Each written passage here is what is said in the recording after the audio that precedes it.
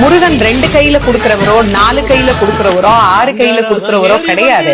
12 கையில தரக்கூடியவர். கேட்டவருக்கு கேட்ட வரங்களை அல்ல, நினைத்தவருக்கு நினைத்த வரத்தை விட அதீதமான நலன்களை வாரி வாரி வழங்கக்கூடியவர். அவர் 12 கையில கொடுப்பார், வாங்குறதுக்கு நமக்கு தான் 2 கை பத்தாது. அப்பேற்பட்ட வள்ளலாக விளங்கக்கூடியவர் முருகப்பெருமான்.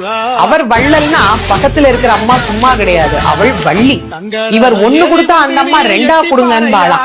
அப்படி கணவனும் மனைவியும் போட்டி போட்டுக்கிட்டு நமக்கு கொடுக்க தயாரா இருக்கிறாங்க. வாங்குவதற்கு நாம் என்ன செய்ய வேண்டும்? அவரை நினைக்கணும். எப்படி நினைக்கணும்? அரை நிமிஷமாவது நினைக்கணும். அரை நிமிஷம் எப்படி நினைக்கணும்? எனக்கு கொடுப்பாரு, எனக்கு கொடுப்பாரு, எனக்கு கொடுப்பாருன்னு நினைக்க கூடாது. முருகப்பெருமானை உள்ளம் உருகி, அந்த உள்ளம் உருகுகிற போதே நமக்கு அப்படியே கண்களில் இருந்து ஆனந்த கண்ணீர் அப்படியே பெருகும்.